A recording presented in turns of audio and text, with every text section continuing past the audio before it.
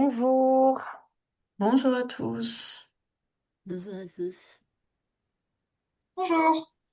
bonjour et Bonjour. bienvenue dans ce quatrième déjeuner du partenariat en santé 2025. Notre dernier webinaire, notre dernier déjeuner. Merci de partager cette pause avec nous.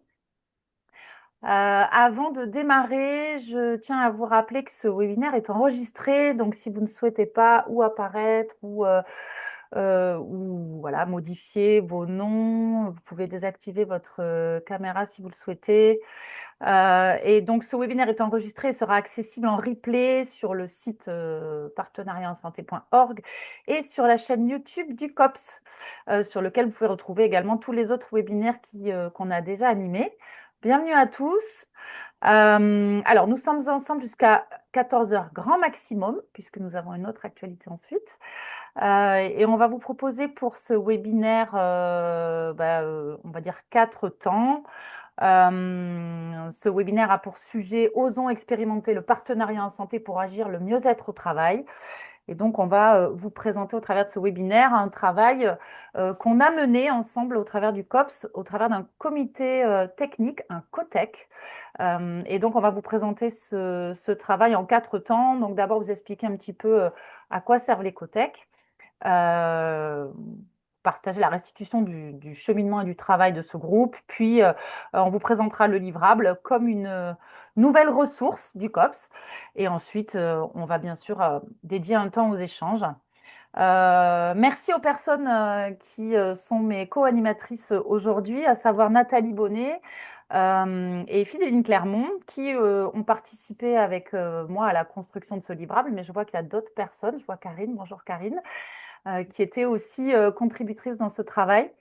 Euh, Juste voilà, vous avez la liste ici et avant de commencer, on voudrait vraiment les remercier pour leur contribution à ce livrable, cette ressource qu'on vous partage aujourd'hui et qu'on espère que vous pourrez vous en mobiliser. Cette liste des contributeurs, vous pouvez la retrouver évidemment sur le lien et sur la plateforme du COPS. Alors, donc rapidement, moi je suis Amanda Olivan, je suis chargée de projet pour le COPS. Je laisse peut-être Fidéline et Nathalie se présenter rapidement. Alors bonjour à tous, je suis Vilaine Clermont, je suis également chargée de projet au sein de l'association Savoir Patient qui porte le dispositif du COPS, le Centre opérationnel du partenariat en santé en Occitanie. Et j'ai la perspective des professionnels de santé. Et donc c'est à ce titre que j'ai pu participer à ce COTEC sur la qualité de vie au travail, l'impact du partenariat en santé puisque j'étais à l'époque cadre de santé au CHU de Montpellier et je travaillais en partenariat. Et bonjour à tous. J'espère que vous m'entendez bien. Je vais essayer de parler distinctement. Donc, je suis Nathalie. Je suis personne partenaire, membre du FOTI du HOPS. Avec Léna, nous représentons les personnes partenaires à titre individuel. Et donc, en deux mots, le FOTI, ce sont des personnes qui sont issues du comité des partenaires, le FOPARP, qui interviennent à titre Rachid pour remplir différentes missions, comme être garant de la stratégie de développement de partenariat côté du FOPS. Et pour cela, on développe le comité de partenaires, on fait du lien entre les différents acteurs, et on peut aussi être amené à copiloter des comités techniques, comme ceux dont on va parler aujourd'hui, avec un membre de l'équipe opérationnelle. Oui, merci Nathalie. À ce propos, j'en profite pour remercier Béatrice Le Floch-Meunier, qui a copiloté avec moi à mes côtés ce comité technique l'année dernière et qui n'a pas pu être présente aujourd'hui. Voilà, mais c'était important pour nous de la saluer et de la remercier parce qu'effectivement, en tant que membre du comité de pilotage du COPS, au titre de la SRA, la Société régionale d'appui, elle a co-conduit ce travail avec moi qui était représentant de l'équipe opérationnelle. Voilà. Alors, un rapide rappel sur le partenariat en santé. Pour rappel, donc le partenariat en santé, c'est penser et agir ensemble, professionnels du système de santé et personnes concernées par une vulnérabilité en santé. maladie chronique, handicap, au niveau de la relation individuelle de soins, mais aussi au niveau collectif, au niveau des organisations, au niveau de la construction des parcours, au niveau de la qualité, de la sécurité des soins, et puis également au niveau de la péréquation institutionnalisée dans la recherche, dans la formation. Donc, cette démarche, ça s'inscrit dans le continuum de l'engagement et de la participation des usagers, hein. C'est une démarche qui est recommandée et fortement soutenue par la Haute Autorité de Santé au travers de différentes recommandations. Vous en avez une ici en exemple, mais il y en a plein d'autres qui ont été produites depuis. Et puis qui s'inscrit donc ce continuum, c'est-à-dire qui va de l'information au partenariat. Vous avez trois premiers niveaux qui ont plutôt une initiative professionnelle de santé, c'est-à-dire l'information, la consultation et la collaboration. Et ça va donc jusqu'au partenariat où on est dans le co-leadership, la co-responsabilité, la co-construction, co-mise en œuvre, mais aussi la co-évaluation entre les différents acteurs de santé. Voilà, ça c'était important de faire ce petit rappel. Un rappel également très rapidement concernant Savoir Patient, hein, qui est le porteur du dispositif du centre opérationnel du partenariat en santé. Donc, Savoir Patient, qui est une association de loi 1901, reconnue d'intérêt général, qui œuvre pour promouvoir et opérationnaliser le partenariat en santé. Et qui, comme vous le voyez, a différentes missions. Une mission importante de formation, puisqu'on est organisme Calliope, une mission d'animation de communauté, de recherche et de plaidoyer, mais surtout qui porte le projet et le dispositif COPS dans lequel s'inscrit aujourd'hui ce webinaire, ce déjeuner du partenariat en santé. Les missions du COPS. Donc aujourd'hui, on vous présente ce webinaire dans le cadre des déjeuners du partenariat en santé. Donc ça s'inscrit dans la mission, la grande mission développer les pratiques. Dans cette mission, nous avons également une mission d'appuyer les structures et les personnes pour développer leurs projets ou aider à faire grandir leurs projets, leur parcours quelquefois pour les patients, puisqu'on fait aussi des missions de compagnonnage. Ce dispositif ressources, c'est surtout une communauté. Donc, effectivement, on a une mission de diffusion, hein, que vous pouvez retrouver via la plateforme euh, des ressources, des outils, mais aussi une cartographie de projet. Vous avez également un forum, vous avez un répertoire. Donc, toutes ces actions sont vastes et le livrable qu'on va vous présenter aujourd'hui, vous pourrez le retrouver dans les ressources directement via la plateforme. On a une mission essentielle qui est de maintenir une gouvernance participative. Donc, c'est comme vous a dit Nathalie, ça s'inscrit dans la dynamique du COPART, comité des partenaires, et du COPIL, comité de pilotage, qui œuvre à axer la stratégie de notre action. On a une mission d'évaluation avec un baromètre et on a une mission d'impulsion où on essaye de réfléchir à des nouvelles ressources, des nouveaux sujets. En gros, c'est 5 missions et 20 actions qui s'inscrivent dans ces 5 grands cercles que vous voyez à l'écran. Voilà, rentrons dans le vif du sujet. Il nous a semblé important de présenter en avant-propos de ce travail ce que c'était un COTEC. Et je vais laisser la parole à Nathalie. Tout à fait. Donc, ce qui délimite un FETEC est très bien expliqué dans la charte du HOPS, de fonctionnement du HOPS que vous trouvez à ce QR code en haut à droite. Mais en résumé, la mission du FETEC, c'est de produire un contenu qui sera utile au développement du partenariat en santé, et cela dans une démarche participative. En termes de fonctionnement, on en a déjà parlé. Le groupe est copiloté par un membre du comité de pilotage de FOPIL et un membre de l'équipe opérationnelle. C'est le groupe qui définit quel sera le livrable, c'est-à-dire quelle sera la ressource produite par le groupe, ses contours, la façon dont il sera présenté. La démarche est participative. Elle inclut entre 12 et 15 personnes avec des profils qui sont variés et complémentaires. Le groupe s'autogère, donc définit son propre fonctionnement en interne. Dès le départ, 6 réunions en moyenne sont posées, de calendrier est posé au début du protest, sur environ une année avec un maximum d'une rencontre par mois. Et potentiellement, au fur et à mesure de l'évolution du groupe, On peut avoir aussi des groupes de travail en intercession en fonction des possibilités et des disponibilités, c'est-à-dire de chacun. En plus des participants au groupe, on peut avoir des experts qui interviennent pour venir enrichir les discussions et les sessions que nous mènent. Ouais, merci Nathalie. Donc vous avez la charte du partenariat en santé sur laquelle vous pouvez retrouver la charte du COP sur laquelle vous pouvez retrouver éventuellement d'autres précisions si vous le souhaitez via le QR code. Euh, donc l'idée maintenant, c'est de vous présenter un petit peu le cheminement qu'on a opéré au travers de ce COTEC.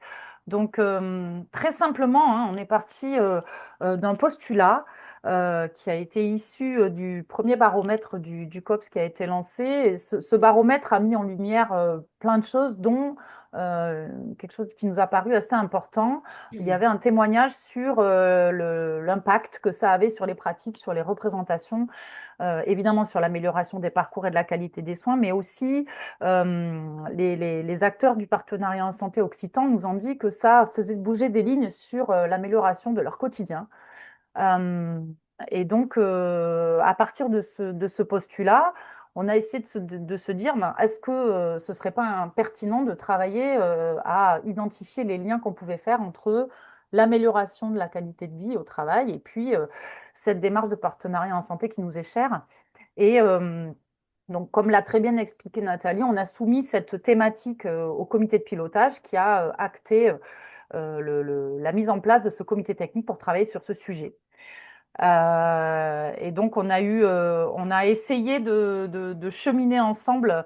Alors, d'abord, on a eu un appel à candidature. Donc, c'est Béatrix Le Fauconnier qui s'est portée candidate pour copiloter ce travail. Euh, et, euh, et puis, on a essayé de réfléchir à, comme disait Nathalie, de quoi on avait besoin, de quelles expertises on avait besoin aussi. Donc, on a d'abord sondé notre réseau. On a aussi proposé à notre communauté de contribuer. Donc, il y a des gens qui ont candidaté, qui ont dit, ben, moi, ça m'intéresse.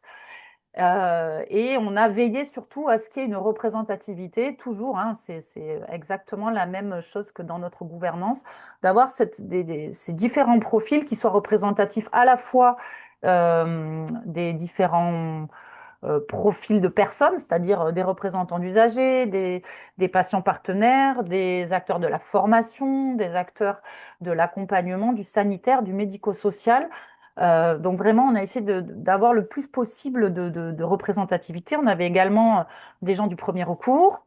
On avait aussi des spécialistes on va dire des soins aux professionnels de santé. Je pointe du regard Karine Pujol avec l'association SPS, par exemple, qui a contribué à ce travail. Et puis, on est allé chercher des experts, notamment Madame Pascale Levé, qui est une experte de l'ANACT, l'Agence nationale de l'amélioration des conditions de travail, et également d'autres personnes qui étaient impliquées dans des diplômes universitaires, etc. Donc, on a réussi à constituer un groupe de travail de 16 personnes. Et on a finalement, comme disait Nathalie, choisi de faire une alternance de réunions en plénière et puis de réunions en groupe de travail restreint.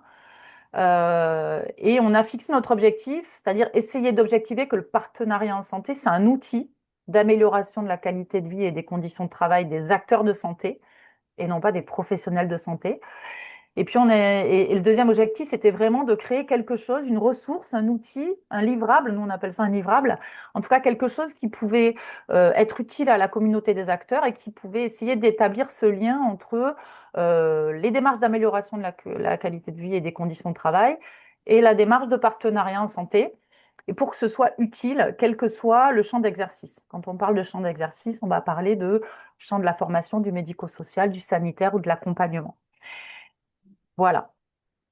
Euh, donc, tout simplement, sur la constitution du COTEC, sur la méthodologie, pardon, on a fait une revue de littérature.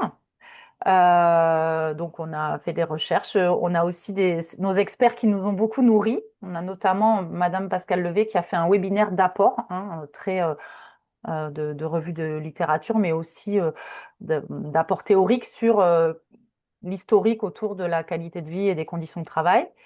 On a aussi Monsieur Colomba qui a contribué, qui était aussi un acteur engagé dans ce groupe de travail. Puis, on s'est aussi enrichi de différentes expériences de terrain, et notamment au travers d'un recueil d'interviews, hein. On est allé interviewer des binômes qui avaient des pratiques dans différents champs, éducation thérapeutique, formation dans le sanitaire, pour essayer d'avoir des retours très opérationnels du terrain.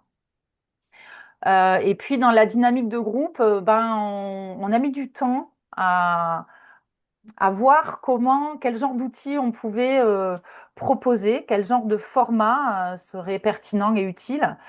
Euh, et, et bon, on a fini par On a du travailler en mal à petit groupe. trouver une Vas-y, dynamique comme Nathalie. ça. C'est vrai qu'on a du mal à trouver une dynamique parce qu'en fait, le sujet est tellement vaste Très vaste. que on s'est dit que ce serait quand même très difficile de se contenter entre guillemets des réunions entières qu'on avait prévues dès le départ. Donc on a naturellement proposé de faire des groupes de travail restreints en fonction, comme je disais tout à l'heure, des possibilités et des disponibilités de chacun. Mm. Et donc, ben, les personnes se sont rendues disponibles pour travailler en plus de ce qui avait été prévu sur le pratico-pratique du livrable, c'est-à-dire qu'on a dessiné vraiment les fonctions et on a commencé à rédiger. Et ce travail a été ensuite validé en plénière par le groupe entier. Et il avait été décidé toujours par le groupe parce que comme disait Amanda, on est dans un fonctionnement vraiment participatif. Tout ce qui était décidé par le groupe n'était pas remis en question. Ça nous a permis quand même d'avancer sur un sujet qui a vraiment été très vaste à délimiter. Oui, puis ça a mis en lumière aussi que, enfin, nous, notre propos, c'était pas de devenir des experts de la qualité de vie et des conditions de travail, mais vraiment de réfléchir à ces liens que nous, on voyait, qui nous paraissaient évidents parce qu'on pratiquait, mais à pouvoir les mettre en valeur. Et puis, c'est vrai que dans les apports de Madame Levé, on a fait un petit pas de côté, où on a découvert cette notion d'activité travail plutôt que de travail. Et du coup, ça parle aussi aux engagements associatifs, par exemple, hein. On parle d'activité de travail, c'est un peu plus, comment je pourrais dire, Inclusif. ouais, c'est ça, un peu plus Ouais. inclusif, ouais, tout à fait. C'est vrai que nous, ça nous a permis de faire des pas de côté et on espère que cet outil va vous permettre d'en faire aussi. Le livrable, enfin! Le Le livrable. fameux. Euh, donc on est ravis de vous partager aujourd'hui. Vous pouvez y accéder grâce au lien Céline a mis dans le chat et de QR code que vous avez en haut à droite de votre écran. Donc celui-là, on a vraiment pensé, voulu, et là-dessus tout le monde était d'accord comme quelque chose d'impératif, de pédagogique, parce que en fait c'est des notions dont on parle beaucoup, mais reposer les bases, ben, ça a été intéressant pour tout le monde dans le groupe, je pense. Facile d'appropriation, parce que sinon, on va pas se mentir, vous n'allez pas vous en servir et ce serait bien dommage. Et nourri par des expériences concrètes, vraiment, on avait envie que ce soit en accord avec la réalité du quotidien de terrain que vous connaissez tous, pour pouvoir être facilement appropriable, comme on l'a dit il y a un instant.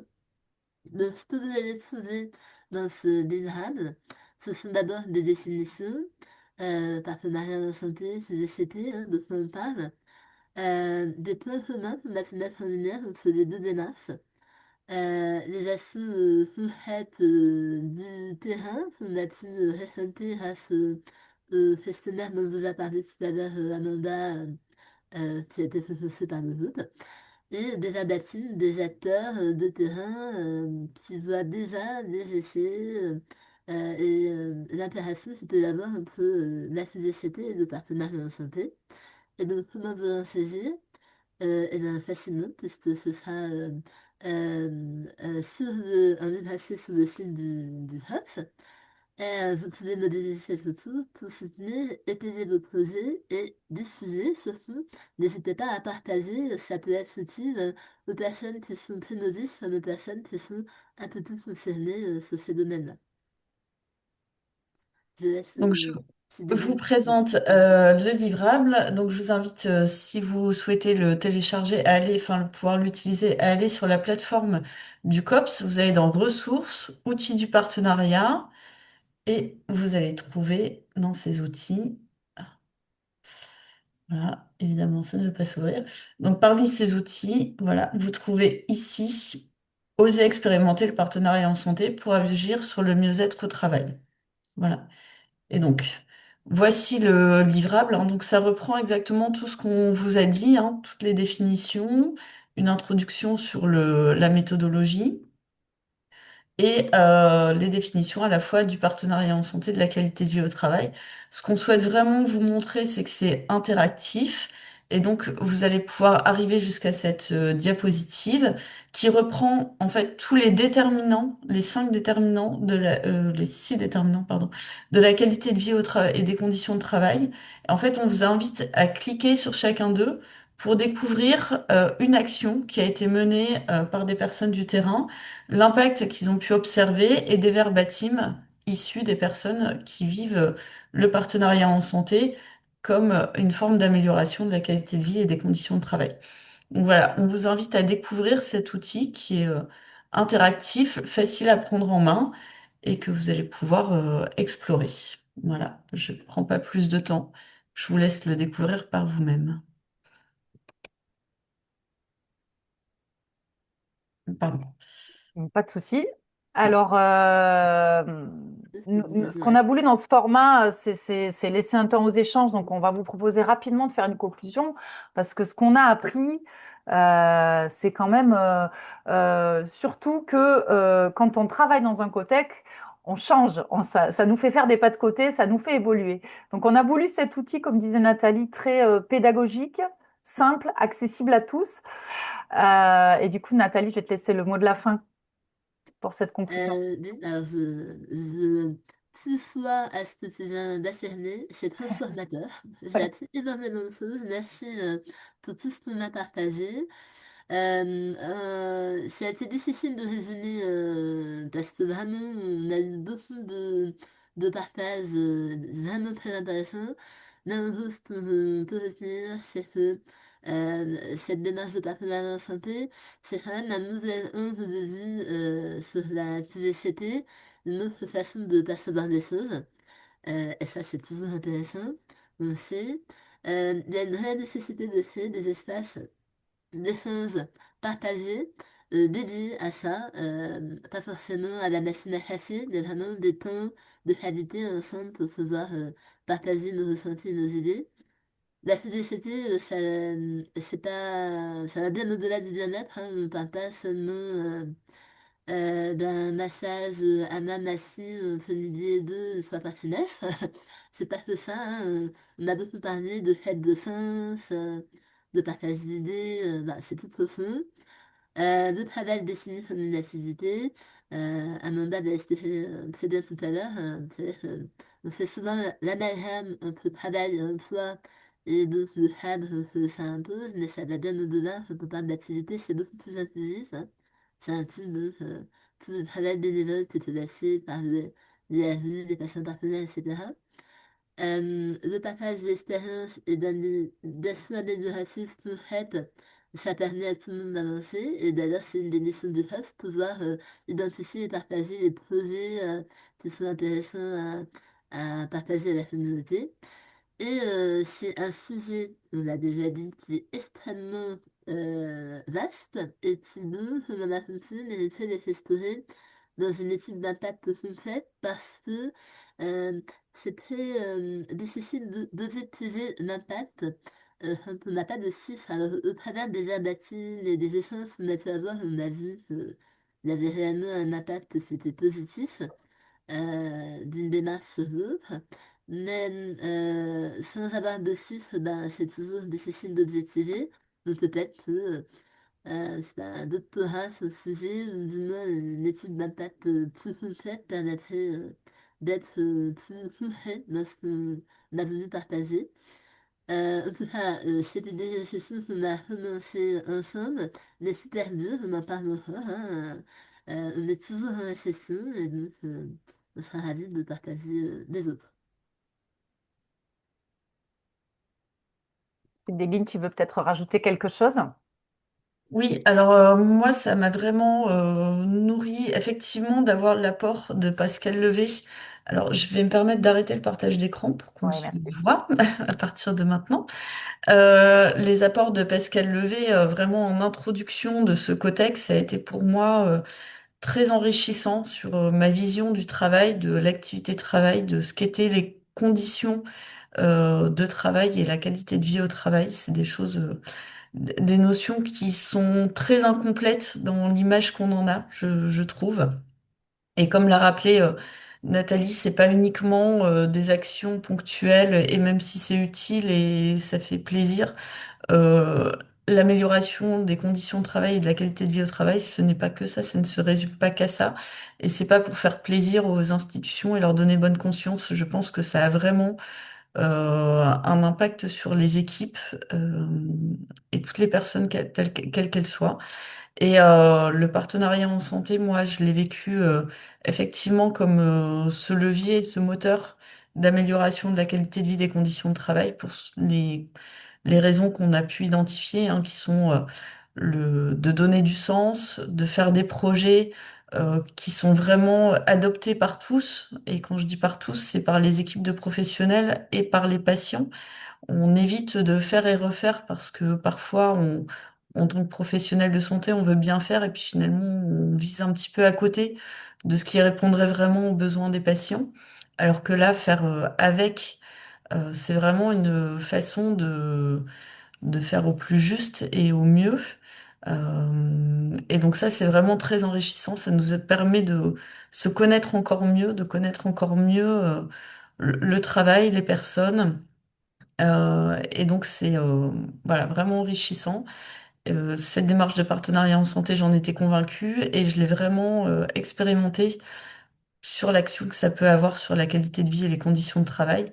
Moi, le partenariat en santé, ça m'a permis aussi de faire des gros projets d'amélioration de parcours, ce qui n'était pas prévu du tout initialement.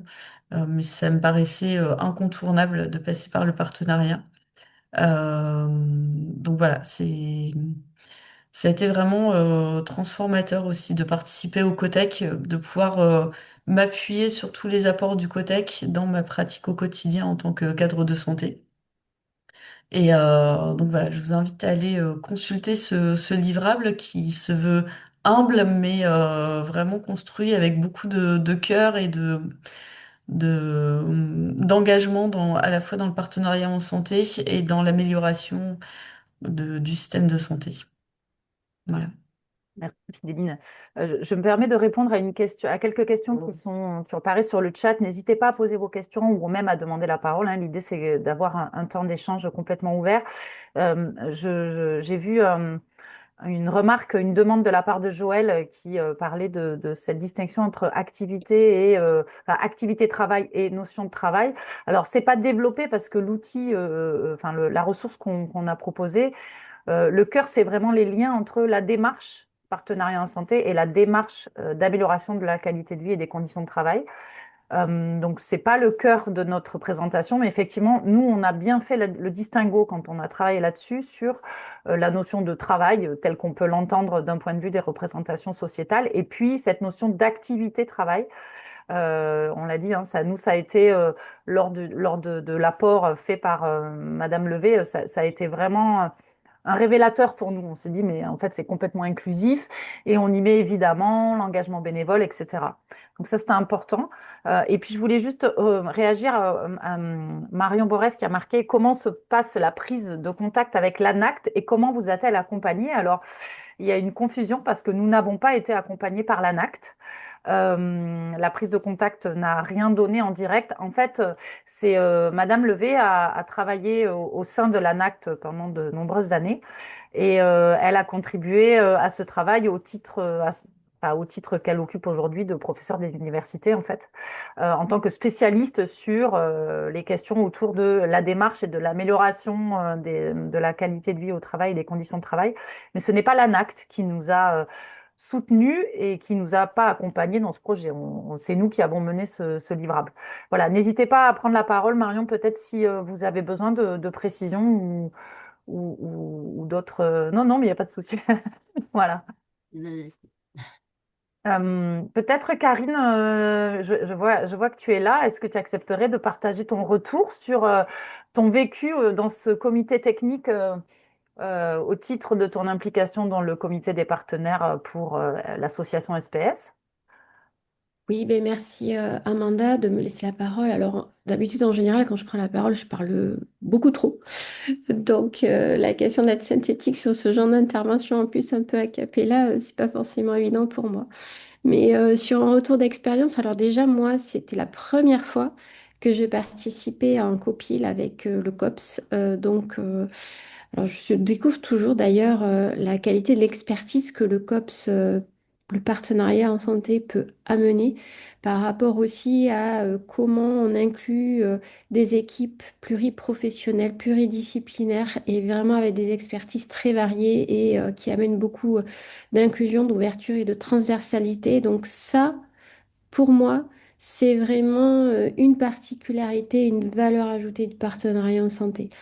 En plus, bon, c'est une spécificité de la région Occitanie, donc c'est aussi ça qui est intéressant, c'est que ce sont vraiment des premiers temps, des premières expériences, et donc ce travail qui a été fait entre QVCT, Partenariat en Santé, c'est vraiment une première fois et je pense très innovant dans la démarche, puisque justement dans les équipes de soins, on est de plus en plus en silo, de plus en plus en expertise et on oublie d'ouvrir, d'élargir nos visions. Et on parle beaucoup aujourd'hui de l'amélioration de la QVCT et de la qualité et de la sécurité de prise en charge dans le secteur du soin, mais on oublie en fait que tout ça, c'est un sujet qui est collectif aussi et que c'est ensemble en fait qu'on arrivera à faire évoluer un peu nos croyances aussi, peut-être nos préjugés qu'on peut avoir, enfin voilà. Et en tout cas, si on va aussi dans nos prévisions démographiques 2040 de ce que va être le secteur de la santé avec des chocs démographiques, en tout cas, on va avoir besoin, je pense, d'apprendre à travailler ensemble sur ces sujets parce qu'on est hyper complémentaires. Donc, je pense que ça a vraiment été un premier temps et que bien sûr, c'est une aventure humaine, comme l'a dit Fidéline, et je rebondis aussi sur ça, mais c'est un premier temps pour moi d'un projet qui pourrait aussi se poursuivre dans le temps. On a mis une première brique, hein. Enfin, je vois Amanda qui fait oui de la tête en tout cas.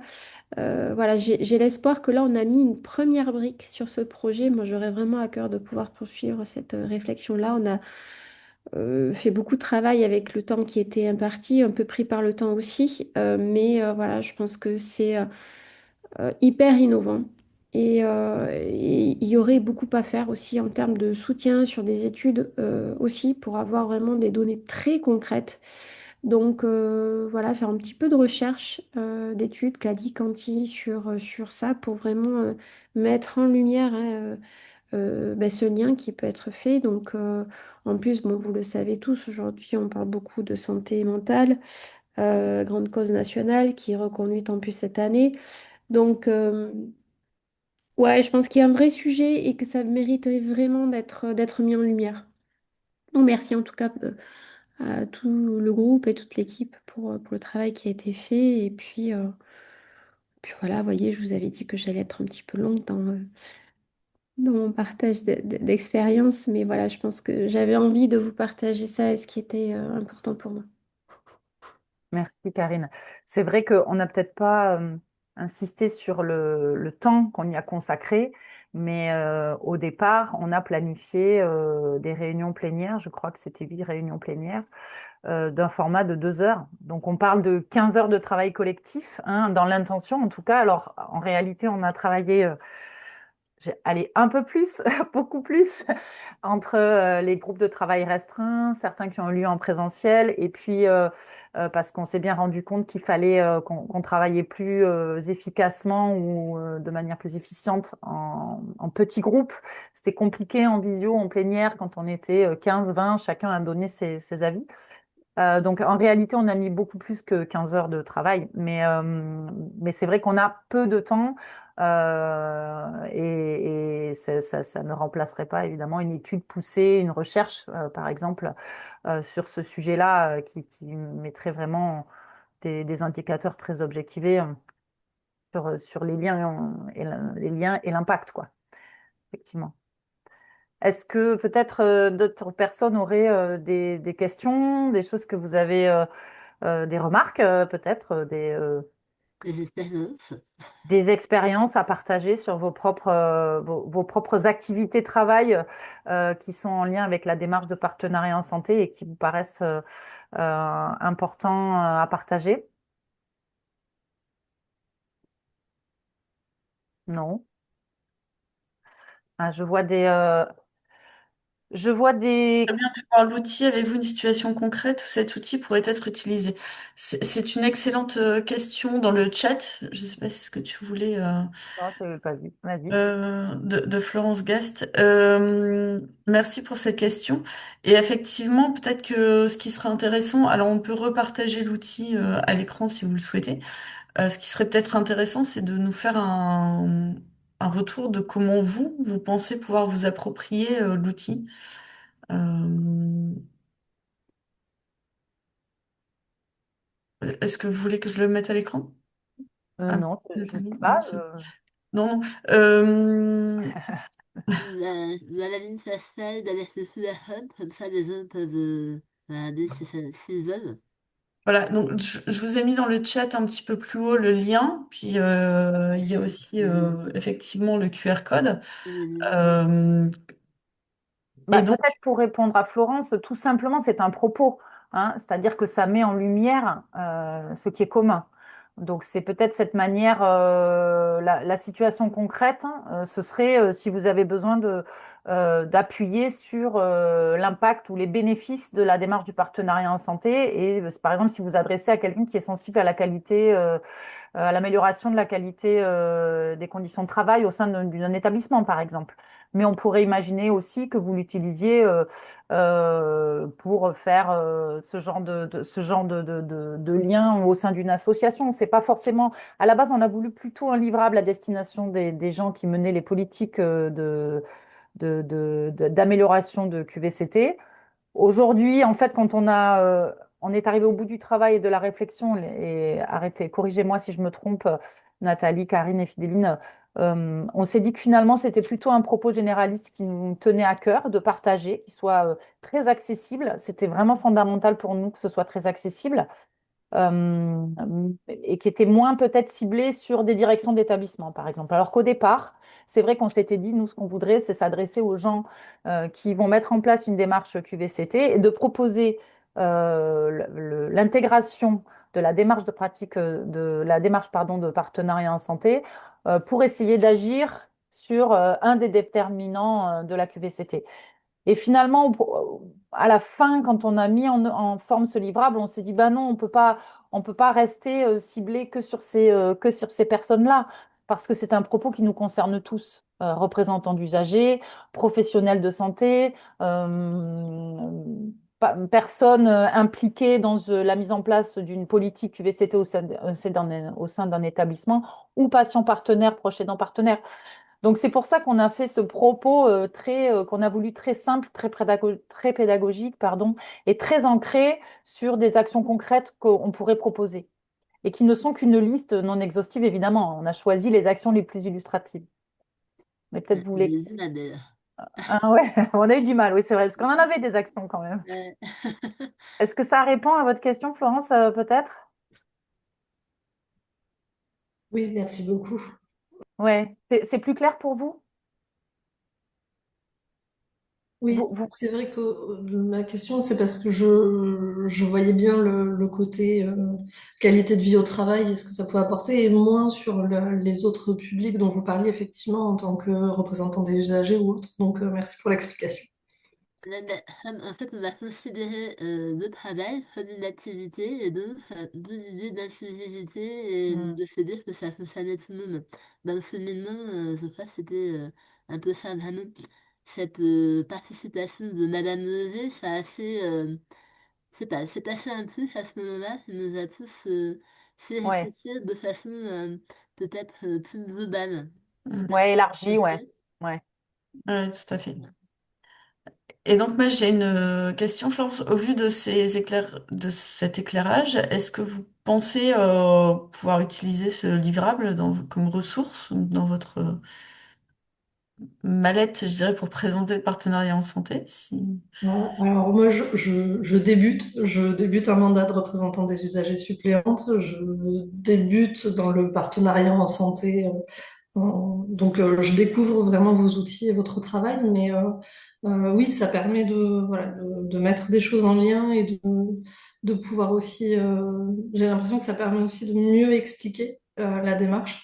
Donc, ça peut être très intéressant. C'est vrai que quand on a commencé ce travail, il y a notamment l'IFEP, l'Institut de l'expérience patient, l'Institut français de l'expérience patient, qui avait produit un document qui mettait en lumière un peu les liens entre expérience patient et les liens d'impact entre expérience patient et qualité de vie au travail. Et nous, on n'était pas vraiment sur ce champ-là, on était plutôt sur la démarche inclusive qu'est la démarche de partenariat en santé, c'est-à-dire qui permet d'intégrer toutes les visions autour d'un projet, que ce soit un projet de prise en soin ou que ce soit un projet de gouvernance ou d'amélioration des parcours ou autres, et de faire les liens entre, enfin, comment je pourrais dire ça, pour qu'on puisse utiliser vraiment cette démarche de partenariat en santé pour agir. C'était peut-être ça le gap, la petite nuance qu'on a mis nous, et vraiment de dire, ben oui, quand on intègre toutes les visions, non seulement ça a un impact, mais en plus, c'est ce qui est demandé dans la démarche QVCT. Et c'est là-dessus aussi que l'apport de Madame Pascale Levet a été vraiment fondamental. C'est qu'elle nous a dit, mais finalement, proposer la démarche de partenariat en santé, proposer des actions de partenariat en santé comme un outil d'amélioration, ça c'est nouveau. C'est pas le lien presque, c'est que je peux utiliser un projet de partenariat en santé au service d'une équipe qui voudrait agir sur un déterminant de la qualité de vie au travail qu'on aurait déterminé, bien sûr, qu'on aurait identifié avant. Parce que la démarche QVCT, en fait, il y a un diagnostic, et puis autour de ces 6 déterminants qui nous sont proposés par la Marguerite de l'ANACT, qu'on a repris un petit peu en forme dans notre outil, ces 6 déterminants, finalement, on ne va pas agir sur tous quand on fait une démarche d'amélioration de qualité de vie au travail, comme pour le partenariat en santé. On ne va pas mettre du partenariat en santé partout. On va le mettre là où c'est utile à la structure et à l'équipe. Donc, c'est un peu ce lien-là qu'on a essayé d'aborder dans ce livrable, en étant tout à fait humble. Alors, vraiment, au fur et à mesure qu'on le construisait, on disait non, non, il faut être encore plus humble parce qu'il faut que ça s'adresse à tout le monde. Et c'est ce qu'on a essayé de faire. Nathalie, je te vois dire oui. Amanda? Voilà. Oui, pardon. Vas-y, Je Nathalie, je te t'en prie. rejoins. Je te rejoins complètement. Vraiment, il y a eu un réel cheminement et au fur et à mesure de nos échanges, on a dû élaguer parce que sinon on allait faire une Une thèse. machine à gaz. Voilà. Donc ça a été un peu frustrant parfois parce que moi j'ai envie de partager encore plus de choses, mais voilà, je laisse Sibéline de son côté, mais je te rejoins totalement. Bon, alors moi, je vous rejoins toutes les deux. Je voulais simplement me servir des propos d'Amanda pour faire la transition avec la question de Manuela dans le On va chat, là. qui arrivait en même temps que celle de Florence. Donc, je suis désolée, j'ai pas pris dans l'ordre. Mais donc, je vous lis la question, sur la slide de présentation des missions du COPS, j'ai pu lire l'évaluation d'impact. Mhm. Considérez-vous que l'outil présenté s'intègre dans cette démarche et accompagnez-vous de façon structurée une démarche globale d'évaluation d'impact liée au partenariat en santé? Donc, est-ce que tu veux répondre à Monda ou est-ce que tu veux que je réponde parce que c'est un peu mon sujet? Ben, Alors, je vais commencer sur moi, sur le côté, que je te laisserai sur la suite, Fidéline, si tu veux bien. En fait, c'est une très bonne question. Au départ, au tout départ de ce travail, on s'est dit qu'on allait travailler sur l'évaluation d'impact. Sauf qu'en fait, on vous l'a présenté, quand on travaille dans une démarche participative, c'est pas, on chemine dans les objectifs, je vais dire ça comme ça. Et finalement, assez rapidement, le groupe a dit, mais non, mais on peut pas aller jusque-là. parce que c'est un travail vraiment de thèse et qu'en 15 heures, on ne va pas y arriver, quoi. Et c'est pas vraiment ça Est-ce qu'on a l'expertise? C'est les questions qu'on s'est posées. Est-ce qu'on a l'expertise pour faire ça? Est-ce qu'on a les outils aussi? Parce qu'une évaluation d'impact, voilà, ça nécessite des compétences et c'était pas forcément. Enfin, vous m'arrêtez, hein, Karine, Nathalie, Fidéline, dans le cheminement, on a dit non, mais c'est pas ça qu'on va pouvoir faire en 16 heures. Il faut, Karine, tu l'as très bien dit tout à l'heure, aller beaucoup plus loin. C'est un sujet beaucoup trop vaste finalement. Donc, au départ, le sujet, c'était vraiment dans l'évaluation. Et on est allé vers le propos de ce qui est commun entre les deux démarches. C'est plutôt proposer la démarche de partenariat en santé comme un outil pour agir ou un nouvel angle de vue pour agir sur l'amélioration de la qualité de vie au travail. Et puis peut-être sur la deuxième partie, alors comment je vois pas bien, il manque un mot. Accompagnez-vous la structure sur une démarche globale C'est base d'évaluation d'évaluation. d'impact liée au partenariat en santé? Mais peut-être que toi, tu peux répondre, Fidéline, Oui, là. alors justement, je vous mets dans le chat les résultats du baromètre régional 2023 sur lequel on s'est appuyé pour initier le COTAC. Hmm. En fait, au sein du COPS, quand on parle de notre mission évaluée, donc effectivement, c'est parce qu'on produit tous les 2 ans un baromètre régional qui vise à sonder l'ensemble des structures, qu'on les connaisse ou non, pour savoir quelles sont leurs démarches de partenariat en santé, comment ils le font et quel impact ça a pour leur organisation. Donc ça, c'est vraiment une de nos ressources, un de nos outils, une mission qui nous est demandée par l'ARS, c'est d'évaluer le partenariat en santé en Occitanie, qu'on connaisse les acteurs ou non. Donc ça se fait par un baromètre. Donc là, on va lancer une nouvelle mouture de ce baromètre pour 2026. On va bientôt lancer les questionnaires d'évaluation. Et d'ailleurs, on recherche, si vous en connaissez, des statisticiens ou une école qui pourrait nous proposer des stagiaires sur ce sujet, parce que voilà, on fait avec les compétences qu'on a au sein de l'équipe opérationnelle du COPS. Et effectivement, quand on parle de notre mission évaluée, c'est celle-ci, c'est celle du baromètre. Voilà. Mais on ne fait pas pour le moment d'évaluation d'impact sur le partenariat en santé de façon ciblée comme vous avez l'air de le suggérer dans votre question. Et Manuela, je vous invite à prendre la parole si vous voulez plus d'informations ou qu'on précise quelque chose, ou préciser votre propos. On peut peut-être juste parler du label, peut-être. Alors, parce que pour moi, je vois un lien, même si c'est pas la cible du label. On a travaillé cette année sur la mise en place. On est en train, hein, de mettre en place une expérimentation de label du partenariat en santé dans différents champs. Il y a notamment des grilles qui ont été proposées, qui, de mon point de vue, seront un préalable et ce n'est que mon point de vue peut-être, mais permettront d'identifier les endroits où il y a un impact dans les structures. Mais voilà, au jour d'aujourd'hui, moi je vois ce lien avec le label. Finalement, tout est imbriqué. Il y a le baromètre qui permet de faire un état des lieux de ce qui se fait, de comment ça évolue et à quoi ça sert. Donc si ça évolue, c'est que ça sert bien à quelque chose. Et puis, il y a le label qui permet de valoriser ce qui est fait. Donc il y a quand même une démarche occitane qui œuvre à visibiliser et mettre en lumière l'impact, même si on n'est pas encore aujourd'hui dans ce travail précis, je dirais, mais c'est dans les tuyaux. Est-ce qu'il y a peut-être d'autres questions ou d'autres remarques ou des gens qui auraient envie de partager des choses euh, sur ce sujet? Karine, tu as posé la question, est-ce qu'on a le temps?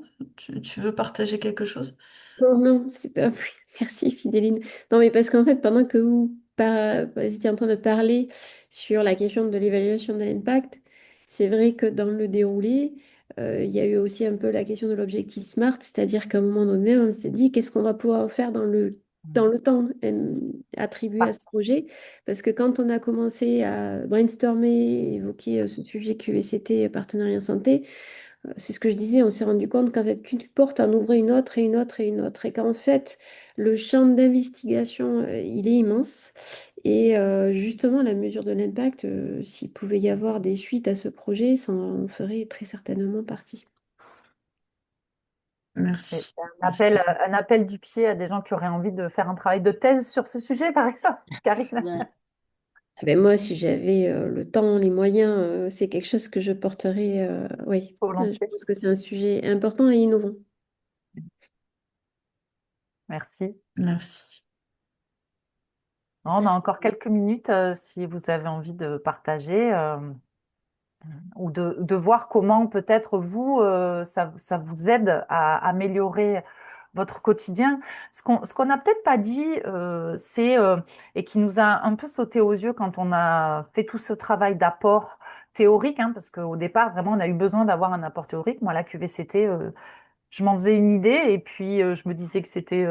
Alors, enfin, il n'y avait pas que moi, il y avait des gens dans le groupe aussi qui pensaient que la QVCT, tu l'as dit Nathalie, c'était aménager des espaces avec des massages assis, des salles de bien-être, des fauteuils confortables, des choses comme ça. Et dans le groupe de travail, il y avait des gens qui menaient ce genre d'action et on espère humblement que ça leur a permis d'ouvrir aussi à d'autres perspectives et des projets un peu plus transversaux. Mais c'est vrai que ce cheminement, il s'est fait pour chacun d'entre nous. Et bon, ce qu'on n'a pas forcément mis en lumière, c'est que les deux démarches, en tout cas, quand on est dans le partenariat en santé, on va viser le développement du pouvoir d'agir des personnes, quand même. C'est un peu ça le cœur du sujet, en plus de l'amélioration, évidemment, de la qualité des soins, de la pertinence des soins et des parcours. Mais il y a cette notion de développer la capacité d'agir des personnes concernées. Et on retrouve ça qui est très très fort dans la démarche de qualité de vie, enfin d'amélioration de qualité de vie et des conditions de travail, c'est-à-dire quelle capacité d'agir on a sur son activité travail, pour reprendre, pour faire un clin d'œil à Joël. Et ça, c'est assez commun quand même, et peut-être on n'en a pas suffisamment parlé là dans ce webinaire. Donc c'est cette démarche participative qui permet de retrouver pour chacun des acteurs un espace capacitaire, en fait. Un pouvoir d'agir sur son quotidien, sur son activité, sur sa vie, sur sa santé, voilà. Mais ça nous a amené aussi à parler du sens qu'on avait quand on faisait son activité de travail. C'est-à-dire qu'il y a des professionnels qui nous ont partagé le fait que travailler en partenariat, ça pouvait amener à redonner un certain sens. Et ça améliore Mhm. la qualité de vie et les conditions de travail. Quand on sait pourquoi on fait, que ça a un sens, c'est sans commune mesure avec quand ça n'en a pas. Bien sûr. C'est le sens de l'activité plutôt que le sens Mm. initial, parce que le Ouais, sens initial, il est pas questionné, mais c'est vrai que le sens autour de l'activité. Ok. Est-ce que quelqu'un a envie de réagir? Est-ce qu'il y a encore des questions, des choses à rajouter? Est-ce que vous souhaitez qu'on repartage le livrable pour explorer un peu mieux les différentes pages ou vous souhaitez le faire chacun tranquillement?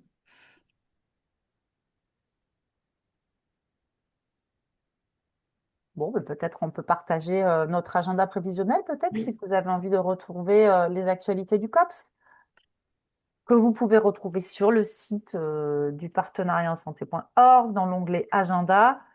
Mais vous n'aurez pas encore tout ce qu'on va vous partager là. Est-ce que tu pourrais peut-être faire un partage d'écran, Oui, tout à Céline, fait. s'il te Je plaît. m'en occupe. Voilà. Merci beaucoup pour la facilitation technique. Voilà. Allez, alors déjà, la cartographie à retrouver sur le site. Cartographie qui répertorie à la fois les personnes en orange, les structures en bleu foncé et les projets en vert, sur lequel vous pouvez également vous-même implémenter vos propres projets de partenariat en santé. Donc, n'hésitez pas. Et si vous êtes inscrit sur le répertoire, vous pouvez directement rentrer en contact avec les gens qui sont répertoriés et les équipes qui ont répertorié les projets. Donc, enfin, utilisez-le, abusez-en. Vous avez également le forum sur lequel vous pouvez poser des questions, partager, échanger. Voilà. Et puis, peut-être sur l'agenda, voilà ce qui nous attend en 2026. Donc, en janvier, l'événement de janvier, ce sera la soirée départementale du Lot. On va, on va au cœur des départements rencontrer les acteurs et puis diffuser tout ce qu'on fait, enfin tout ce qu'on fait, tout ce que vous faites. Hein, quand je dis on, c'est la communauté du COP, tout ce que font les acteurs locaux notamment, mais pas que. Et on va également lancer l'appel à candidature pour notre groupe d'analyse de pratique à destination des professionnels partenaires et à destination des patients partenaires, puisque pour la quatrième année, déjà, quatrième année déjà, nous allons reconduire notre groupe d'analyse de pratique pour les patients et pour les professionnels. En février, il y aura également notre nouveau format, je ne sais pas si vous l'avez déjà expérimenté, la pause partenariat sur le sujet de la formation. C'est un format court de 45 minutes d'échange sur un sujet autour du partenariat en santé.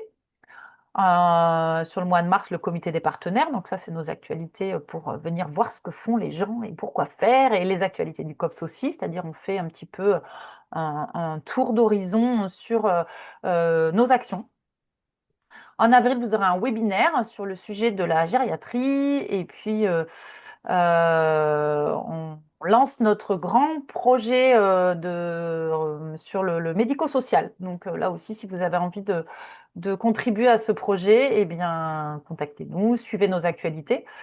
Et puis, il y aura un nouveau format qui sera lancé en mai avec un atelier de co-développement. Alors, ce sera peut-être du COPS développement, on ne sait pas encore comment on va l'appeler, où là, on vous proposera un espace de résolution de problèmes, un endroit où, à partir d'un cas pratique, on pourra essayer de trouver des solutions.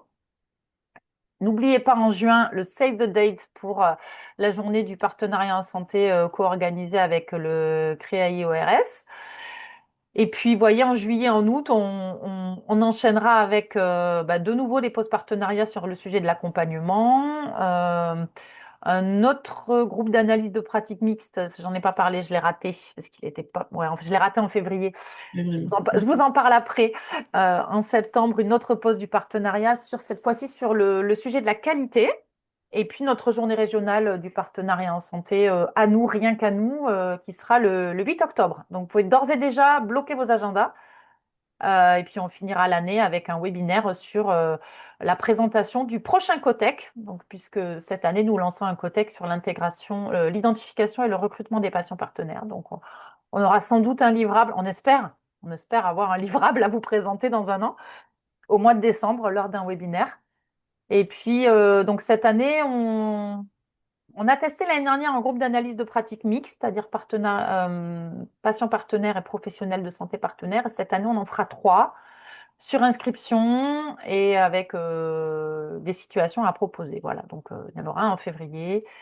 Enfin non, il y en aura un en Mars, mars. Ouais, c'est un mars. en juin et en septembre. C'est ça, et on fera les appels à candidature le mois d'avant. Donc, suivez bien nos actualités via la plateforme, via les réseaux, notamment LinkedIn, et puis via la La newsletter. newsletter, voilà, vous pouvez Voilà. vous inscrire à la newsletter sans être inscrit forcément sur la plateforme, il n'y a aucun souci. Voilà. Et comme l'a dit Et vous. Fidéline, le baromètre 2026 qui va être lancé avant l'été. Donc, restez connectés. Tout ça, ça arrive. Vous avez un petit amuse-bouche de notre année à venir ensemble. Voilà. Et donc toute l'année, on vous rappelle qu'on fait aussi des appuis et vous pouvez faire des demandes de contact du COPS, soit nous contacter directement, hein, puis nous, voilà, on gère après en interne, soit envoyer un petit message sur la boîte contact du COPS. Et donc voilà, pour nous contacter toutes les informations. Voilà. Je voudrais vous remercier pour votre participation. Remercier Nathalie Bonnet qui contribue activement en tant que membre du comité de pilotage à tous les travaux du COPS, que ce soit le COPIL, ce COTEC. Merci beaucoup aussi pour la préparation de ce webinaire. Nathalie, j'en profite. Merci à Phidéline, Avec plaisir. évidemment, qui a préparé ce webinaire et qui a assuré toute la partie technique. Vous retrouverez ce webinaire en replay donc sur la plateforme d'ici, alors plateforme sur le site, hein, c'est peut-être plus plus facile à intégrer, site que plateforme, en replay. Et puis également sur la chaîne YouTube sur lequel vous pouvez voir tous les autres déjeuners du partenariat en santé. On en a fait quand même plusieurs sur différents sujets. Vous avez des retours d'expérience, vous avez des webconférences, vous avez un autre livrable qui a été présenté sur le sujet de l'accueil des personnes en situation de handicap dans les lieux de soins. Euh, voilà, la santé mentale aussi est abordée, la paire est dense. Peut-être Nathalie, Fidéline, je vous laisse le mot de la fin. Oui, alors moi juste pour vous dire que j'ai mis dans le chat l'emplacement sur la plateforme où vous pourrez retrouver les webinaires comme celui-ci avec le replay qui sera bientôt en ligne et donc tous les webinaires comme toutes les ressources du COPS que vous pouvez utiliser dans vos pratiques, diffuser auprès des équipes, des personnes avec lesquelles vous travaillez, des personnes qui ont besoin de plus d'informations, d'acculturation autour du partenariat en santé. Je voudrais vraiment remercier Amanda et Nathalie pour cette co-animation. Moi, j'ai pris beaucoup de plaisir à préparer ce webinaire parce que c'est vrai que ça a été un travail de longue haleine. Le Cotec, mais vraiment un travail très enrichissant, très riche de rencontres, de nouvelles connaissances, de développement des connaissances. Et voilà, ça fait partie encore de ce qu'on apprend grâce au partenariat en santé. Donc, merci beaucoup. Et puis, j'espère que vous pourrez vous saisir de cette ressource, de ce livrable qui vous sera utile et qui vous permettra de mieux discuter, mieux parler du partenariat en santé et de ce que ça a de positif dans les pratiques. Voilà, j'espère que ça vous sera utile. C'est bien ça le plus important. Et je laisse à Nathalie le mot de la fin. Eh ben, à moi de vous remercier tous et remercier Amanda et Céline pour ce nouveau partage d'expérience. Comme d'habitude, c'était très chouette autant pour le peut-être pour ce webinaire. J'ai beaucoup appris. Et j'espère vraiment que vous saluerez ce livre parce que on est tous convaincus qu'il a un réel intérêt. N'hésitez pas à le partager. Et moi, je voudrais rebondir sur les groupes d'analyse de pratique qui sont proposés parce que j'ai eu la chance d'en bénéficier. Et je vous encourage à vous inscrire parce que c'est une expérience hyper enrichissante. Et je vous encourage à participer un maximum à tout ce qui est proposé par le Fox parce que il y a beaucoup de choses. Donc, allez sur le site internet, fouillez, vous allez découvrir plein de trésors, même pas cachés, donc n'hésitez pas. Et utilisez aussi le répertoire parce que c'est vraiment une vraie ressource. Donc moi, j'ai été impactée par un cancer ERL, mais vraiment, j'ai beaucoup appris en discutant avec des patients et des professionnels qui traitent d'autres pathologies. Donc, échanger, c'est toujours super et le fait que c'est là pour ça. Donc, on a de la chance en Occitanie, donc allez-y, profitez, partagez. Voilà. Merci beaucoup, Nathalie. Et avant de conclure et avant de se quitter, je vais répondre à la question de Joël là, dans le chat. Vous avez demandé s'il y aura un compte-rendu ou des supports de la journée du 25 novembre.